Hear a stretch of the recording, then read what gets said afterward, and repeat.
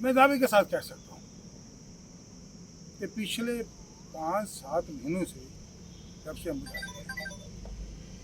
पेड़ों की इतनी अवैध कटाई हुई है जिसकी कोई हिसाब किताब नहीं। पिछले दिन हमारा असेंबली सेशन लगा था, बहुत सारे मित्रों ने और जो मेरे साथी जहाँ बैठे आप में से भी, मैंने असेंबली में भी बात उठाई। हमारा कोरकुंडू सेक्टर पंजाब के साथ लगता है, उसके साथ 100 त्रिचार इधर आपका लखनपुर से जहाँ जो पंजाब में जाना है, पंजाब की बाउंड्री लगती है। मेरे साथियों ने बताया कि किस प्रकार से 400-500 truck loaded with wooden logs जो भरे हुए जहाँ से जाते हैं डेली कोटपुंडू नहीं महीने के कोटपुंडू बॉर्डर से पुलिस पोस्ट पास है, सोत्राजा की तरफ से भी जाते हैं। मैंने आवाज उठाई, मैंने वहाँ स्पीकर साहब से अर्ज भी किया कि 22 गाड़ियाँ एक रात में गई हैं। और ये मेरे पास वीडियो का है तो मैं दिखा सकता हूँ, मेरे पास है भी।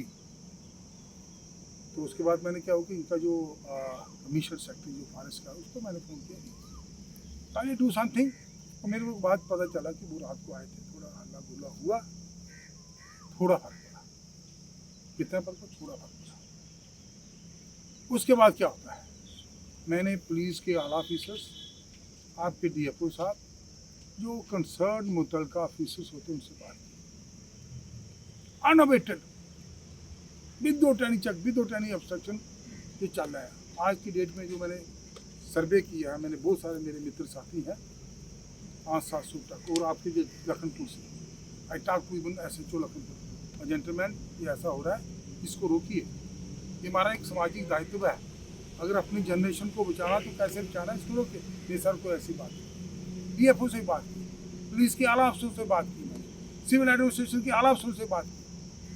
अफसोस की बात है किसी ने भी इस पर ध्यान नहीं दिया। आप देख रहे हैं जिस प्रकार से जो मैं महसूस कर रहा हूँ, जिस प्रकार से जितनी शिद्दत से गर्मी पड़ती है, आने वाले 5-7 साल में देखना, एक तो हमारे लोगों की इम्यूनिटी आगे कमज़ोर हो गई है, दूसरा यह है कि गर्मी से बुजुर्ग और बच्चे जिनकी इम्यूनिटी कमज़ोर है मरना शुरू हो गई। सुनते हैं आप राजस्थान स्टेट में, 5 स्टेट में, फॉरेन कंट्री में गर्मी इतनी हो रही है, गर्मी से लू लगने से लोग मर रहे हैं।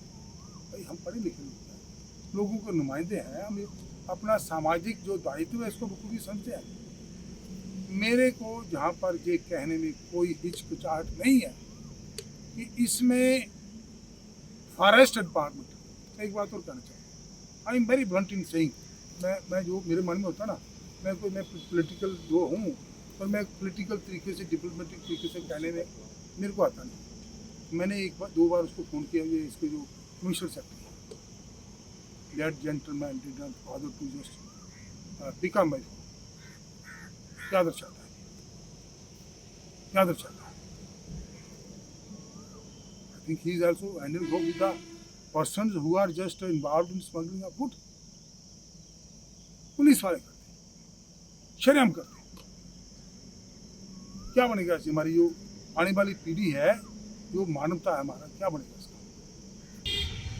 Police is very much involved.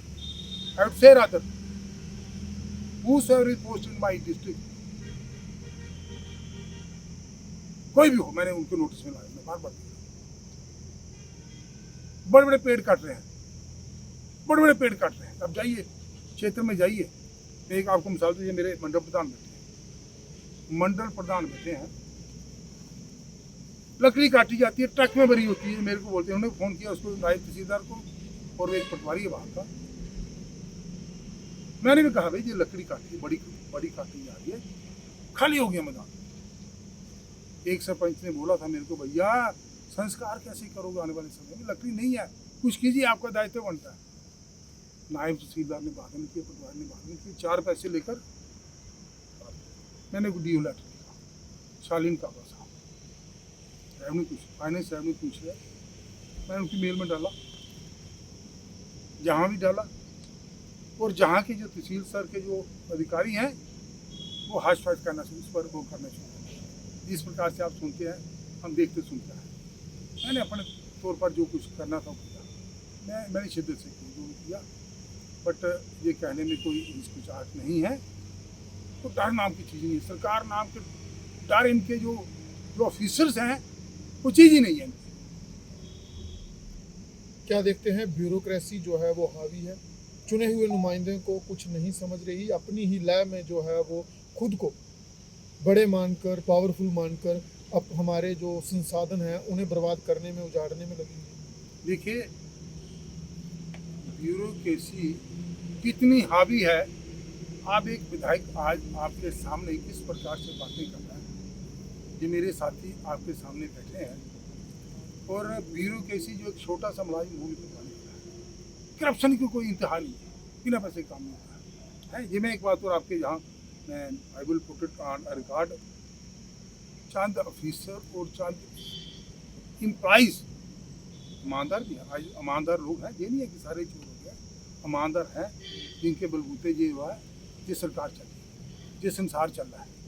पर मेजॉरिटी जो है इनकी, मेजॉरिटी दे आर करप्ट, किसी का भी बात नहीं करते हैं। आप देखिए ये खैर की लकड़ी का बोला, चोरियाँ कितनी होती हैं आप बताइए मेरे को। ये मेरा प्रधान है, बहुत सारे बॉर्डर के लोगों से मेरा वाबस्ता रहता है, जहाँ मोटरसाइकिल चोरी होते हैं, जब मोटरसाइकिल वाला रिपोर्ट कराने जाता है क्यों खड़ा किया, किसको पूछकर खड़ा किया, उसको ऐसे सवाल पूछा जाता है जैसे कोई चोरी। इनके बॉर्डर से ट्रैक्टर चोरी हो गए, घर से चोरी हो गए, मोटर्स चोरी हो जाती हैं। मेरे को बताइए क्या इनका रेट ऑफ, वो एक तो एफ आई आर रजिस्टर नहीं करेंगे, जो करेंगे उसकी रिकवरी, इसका रेट क्या है, रिकवरी रेट क्या है। सुनिए सर,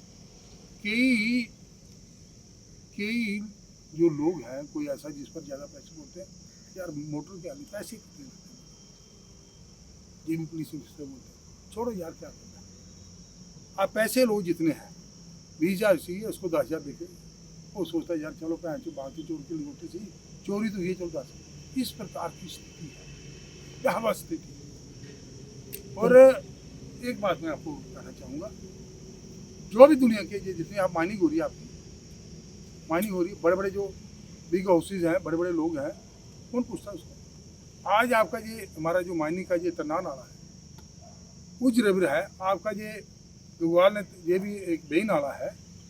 अरे भैया सरकार ने बड़े बड़े ब्लॉक दिए हैं, बड़े बड़े ठेकेदारों को, कोई इधर का शाह बोलते हैं, कोई पंजाब का शाह बोलते हैं। जिन लोगों की ये प्रॉपर्टी, हमारे लोगों की ये प्रॉपर्टी है, छोटे छोटे होते थे, वो हमारे घरों में फंसे नहीं होते थे, हाट में जाते थे, रफा के लिए जाते थे, नीचे की खाल देने के लिए जाते थे, वहाँ से पत्थर उठा के ले आते थे। बारिश के बरसात के दिनों में बारिश होती थी, बाढ़ आती थी, वो बजरी आती, बजरी उठा के उसमें घर लाते थे। अरे भैया आज लोगों को घर में जरूरत है, कोई अगर ठेकेदार को आपने कंटेक्ट दिया, उसने कोई सामान माना है, कहाँ से सामान, आपके जो क्रशर वाले में आपको फार्मे नहीं देंगे, 5% या 10% इशू करते हैं, आप भी जानते हैं, सभी लोग जानते हैं।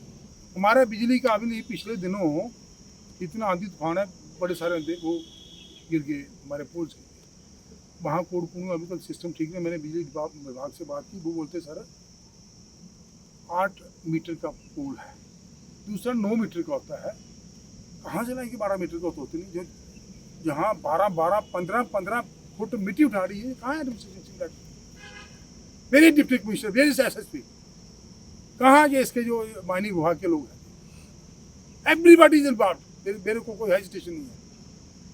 ये क्या इतने नालायक हैं, इनको पता नहीं चल रहा है कि लोगों के लिए क्या करना है, कहाँ ये बैठे, हर एक से बात की है।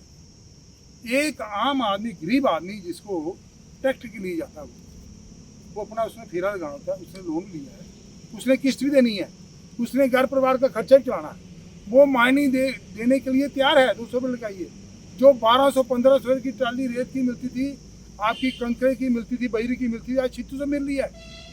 कौन जिम्मेवार है, एडमिनिस्ट्रेशन, जी बड़े लोग हैं। बहुत बात की, सब बोलते जिससे बात करो, मैं अपने साथियों से बात करता हूँ, जब सुनता क्यों नहीं भाई। आज मजबूर होकर आपके लोगों के दरबार में आपके माध्यम से आना पड़ा, इस प्रकार की स्थिति है। और अब मैं आपको बात कहूँ, जो चिट्टे का बिजनेस हो रहा है, कहाँ से चिट्टा आ रहा है, ये हमारी पढ़ाई से आ रहा है, वो सारे गांव से आ रहा है, इनके लोग तो सबसे ज़्यादा मालवा है, अपने लोग भी मालवा है। आप किसी को पकड़ते हो भाई, उसको पूछिए आपका सोर्स क्या है, चोरी करते हो ये कहाँ से ली है आपको? उसका सोर्स पूछिए, जहाँ बड़ा जो बिग फिश है उसको पकड़िए ना।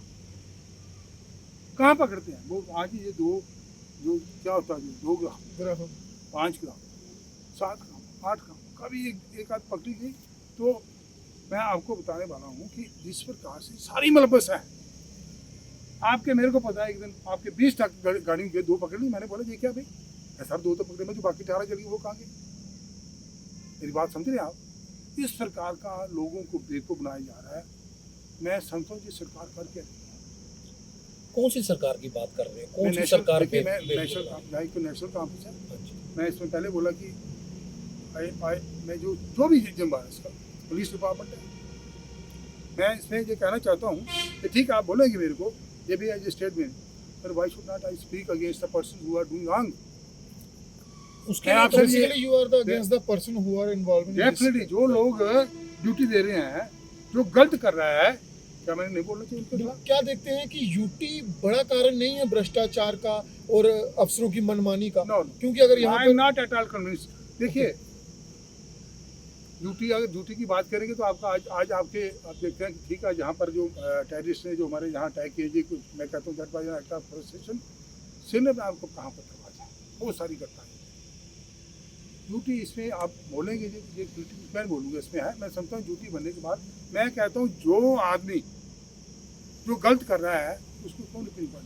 जितने भी ऑफिसर्स यहाँ पे लगाए जा रहे हैं वो दिल्ली से लगाए जा रहे हैं। क्या दिल्ली वालों को ये बात समझ नहीं आ रही कि यहाँ पे जो ऑफिसर, जैसे आप बोल रहे हैं, आप एक एमएलए हैं अपनी कॉन्स्टिट्यूंसी के, और आपको दिक्कत इतनी आ रही है, क्या सरकार से बात करके या जो दिल्ली वाले उनको यहाँ पे अपॉइंट करते हैं, कई चीज़ें ऐसी हो रही हैं, क्या आप एमएलए होके आप ऊपर बात नहीं कर सकते कि भाई ऐसे लोगों को लाया जाए जो ये सारा सिस्टम जो है, ये ताना बाना जो आप कह रहे हैं कि यहाँ पे करप्शन हो रही है, यहाँ पे ऑफिसर्स काम नहीं कर रहे, उनके ऊपर नकेल कसी जाए, कोई ऐसे ईमानदार ऑफिसर्स को लाया जाए? मैंने पहले आपसे बात की है, I am not so high profile आदमी।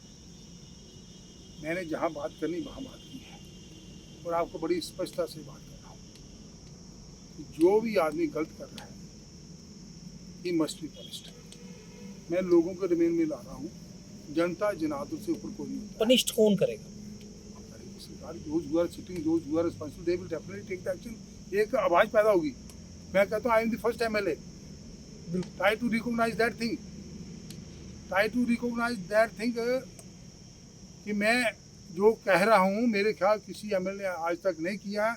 मैं फील कर रहा हूँ मेरे लोग जो हैं जिनके प्रति मेरा एक दायित्व बन रहा है कि मैंने उनकी आवाज़ उठानी चाहिए, वो उठा रहा हूँ। विजय जी, जिन मुद्दों को आपने उठाया जग जाहिर है। एक बात मैं आप थोड़ा आपकी बात काट रहा हूँ। देखिए एक बात क्या होता है पुलिस की, मैं 37 साल वकालत की है, मैं पुलिस की फंक्शनिंग जानता हूँ, किस प्रकार से लोगों से बिहेव करते हैं। एक मोटरसाइकिल, आजकल आप अपने मोबाइल में अपने डॉक्यूमेंट सर्च करते हैं, जब ये मोटरसाइकिल पकड़ते हैं उससे बात नहीं करते हैं, वो बोलता है यार ओरिजिनल दिखाओ। जब मैं भी बात करता हूँ, मैं I won't name them, mostly जो पुलिस ऑफिसर्स हैं जो जहाँ जहाँ पॉइंट बोलते हैं ऊपर से प्रेशर है, एक वो टारगेट पूरा करना है, करिए ना टारगेट पूरा भी। ये बॉइंट्स वाली बात बंद कीजिए, चिट्टा बंद कीजिए, जो चोरियाँ हो रही हैं, इसकी जो पेड़ काटे जा रहे हैं, जो भाई ये नहीं जा रहे हैं, उसको बंद कीजिए। आपका जो ट्रांसफार्मर्स लगे हैं उसका आए दिन इसका तेल चोरी होता है, उसको बंद कीजिए। आपकी चोरियाँ इतनी हो रही हैं, कितनी रिकवर किए हैं भैया? कोई नॉर्म्स फॉलो नहीं हुए पेड़ों की कटाई में, चाहे वो इंडस्ट्रियल पॉलिसी थी। एक कंपनी यहाँ पर हाईवे बना रही है, विकास के नाम पर हजारों कनाल पहाड़ काट दिए गए और वही मलबा यहाँ फिलिंग के लिए डाला गया। क्या देखते हैं revenue officials, NGT national green tribunal और जितने भी इकोलॉजी एनवायरनमेंट के विभाग हैं, ये क्यों नहीं जागते? जो तब जागेंगे जब कोई बड़ी विपदा या कोई आपदा आ जाए। देखिए मैं आपको एक बात बताऊँ, जैसा आपने ये प्रश्न किया है, ये डिंगा हमारा ये जो बेल्ट पड़ी है जी, इस तरह बड़े बड़े पहाड़ थे, मिट्टी के पहाड़ थे, उनको काट कर पूरा प्लेन कर दिया गया है। आप कंसर्न डिपार्टमेंट के साथ बात करेंगे, आपको कोई जवाब नहीं देगा। आप एक ट्राली उठा कर देखिए, अभी आपको पता होगा पिछले साल पहले, कुछ साल पहले जब 3 आदमी मारेंगे, वो ट्रैक्टर से मिट्टी उनका रेत चाहिए होगी, जहाँ बाढ़ आ गई वो। जी बिल्कुल। इस प्रकार की स्थितियाँ बनी है और ये बहुत ही बुरी बात है। ये आपका मैं दानशरी के मैं वहाँ गया था, उन्होंने बुलाया, मैं उस फंक्शन में गया। मैंने सोचा मेरा दायित्व है, मेरी कॉन्स्टिट्यूंसी में ये कार्यक्रम हो रहा है, मेरे लोगों को इसमें एम्प्लॉयमेंट बनेगी, अच्छा काम होगा, उनकी मदद भी करके जाता है। मैं आपको मैंने पहले जो इसका वो वीरेंद्र सिंह डीएमओ रहे हैं, मैंने बोला कि क्या है, वो 4 लाख मीट्रिक टन मिट्टी पड़ी है, परमिशन कितनी है? क्या आपकी एडमिनिस्ट्रेशन को आ रही है?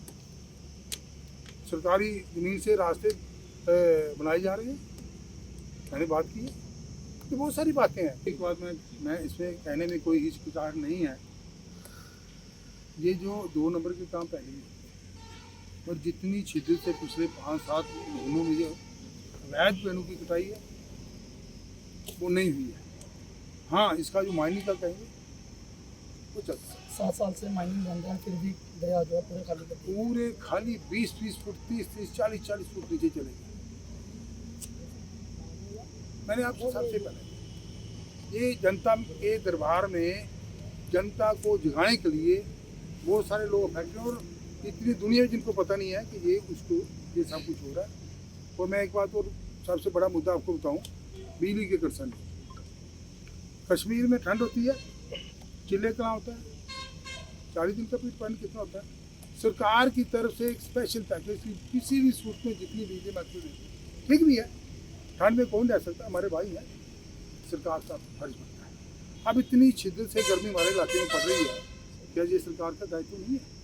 मैं आपको बताऊं, मैं पिछले 1.5-2 महीने के जो पीरियड था उसमें मैं कमिश्नर सेक्रेटरी से 4 बार मिला, इनका जो MD उससे मिला। मेरे यहाँ 25 किलोमीटर कंडक्टर्स तार वो सैंक्शन हुई है, 5 ट्रांसफार्मर सैंक्शन हुए हैं और बाकी और सामान भी इसमें पोल्स वगैरह सैंक्शन हुए हैं। अब क्या देखें, आज तक मेरे ख्याल में 1-2 वो आना था, वो भी नहीं आया। 24 तारीख पिछले महीने की MD ने लेटर लिखा चीफ इंजीनियर को, ये सामान दीजिए। मैंने उससे एक बार मिला भी, 1-2 बार बात की, उसने अभी तक सामान देना कहाँ भेजा, मैंने भेजा जी आपको, कहाँ भेजा? इससे आपके एग्जीक्यूटिव इंजीनियर से बात करो, इसका कोई इतना पॉजिटिव एटीट्यूड है नहीं। मैं कहता हूँ लोग इतने परेशान हैं, MD ने ऑर्डर कर दिया, कमिश्नर सेक्रेटरी ने MD को बोला, MD ने उसको चिट्ठी लिखी है, हमारे पास चिट्ठी भी है, वो पूछता हूँ कोई जवाब नहीं। इस प्रकार की स्थिति है, जहाँ क्यों नहीं पैकेज है। अब जहाँ समर आ रही थी, समर प्रिपेयरनेस होती है, सरकार का दायित्व बनता है, कहाँ प्रिपेयरनेस है? आप हमारा जो मेरा आप देखते हैं जो बॉर्डर का क्षेत्र है, जहाँ पैडी क्रॉप लगती है, लोगों ने पनीर सूख गई है, वो उनके खंबे पोल टूटियाँ नहीं लगे हैं। अच्छा, पानी कहाँ से, जब पैडी कैसे उसको क्रॉप को कैसे लगा? ऐसा क्या है कि आप लोगों की सुनवाई नहीं हो रही और कश्मीर वालों की सुनवाई होती है? देखिए, जो भी है, मैंने जो महसूस यहाँ पर किया वो आपके सामने बात कर। एक आखिरी सवाल आपसे रहेगा, जो आपने महसूस किया, जो आपको लगा, वो आपने पब्लिक डोमेन में रखा। ठीक आपकी ही तरह मुख्यमंत्री उमर अब्दुल्ला ने भी यही कहा है कि जितने भी अफसर लोग हैं जिनसे मैंने काम लेना है वो मेरी सुनते तक नहीं है। तो क्या देखते हैं जम्मू कश्मीर प्रदेश में IAS IPS या जो बड़े ऑफिसर हैं, एक अलग से ब्यूरोक्रेटिक लॉबी जो है वो गवर्नमेंट रन कर रही है। मैं आपको एक छोटी सी उदाहरण देता हूँ। ये 25-26 चल रहा है, 24-25 का नबार्ड का जो काम है, 1000 करोड़ रुपये का काम है। 20 प्रोजेक्ट्स उसके जो हैं वो चीफ मिनिस्टर की कॉन्स्टिट्यूंसी में रखे जाते हैं। 20 प्रोजेक्ट्स उसके यहाँ वो डिप्टी चीफ मिनिस्टर के कॉन्स्टिट्यूंसी में रखे थे, बाकी वो रखे रहते हैं। मेरे कठुआ के लिए कोई प्रोजेक्ट नहीं है, मेरे हिरण के लिए कोई प्रोजेक्ट नहीं है, बलाबर के लिए, इसमें जसोटा के लिए कोई प्रोजेक्ट नहीं है, कठुआ के लिए शायद एक प्रोजेक्ट है। क्या है मैं पूरी बात सुनी, 1000 करोड़ रुपए के प्रोजेक्ट ये कितने पैसा लेंगे चीफ मिनिस्टर? झूठ क्यों बोलते हैं? कहानी सुनी जा रही है।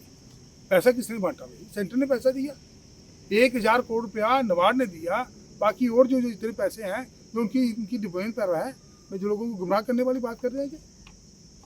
जी, आखिरी सवाल है आपसे कि आप कह रहे हैं कि जिला प्रशासन जो कोई प्रशासनिक काम नहीं कर रहा है, ऐसे ही एक गुज्जर नेता सईद चौधरी जो सांझी मोड़ के रहने वाले हैं, वो कल मंत्री से मिले हैं। उनका कहना था कि डीसी कठुआ, कि डीसी सांबा, डीसी जम्मू जो है आरएसएस के आदमी हैं, वो हम लोगों को तंग करते हैं, नशा बेचते हैं, ये यहाँ मोबाइल स्मगलिंग करते हैं, मोबाइल स्मगलिंग। इस साई चौधरी की बात करें, उसके आपने उसकी हिस्ट्री देखी है, पढ़ी है क्या?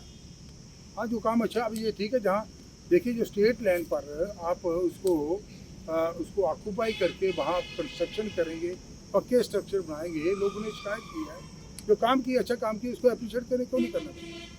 आप अच्छा काम करते हो, आपको अप्रिशिएट का, आप गलत काम करते हो, मैं इसलिए चुप रहूँगा कि आप अच्छे काम करते हो, जो ठीक है उसको ठीक बोलिए, जो गलत है उसको गलत बोलिए। आज सोसाइटी अगर कहीं खराबी आ रही है, जहाँ ठीक है उसको अगर जो अच्छे लोग ठीक नहीं बोलते, वो भी एक बहुत बड़ा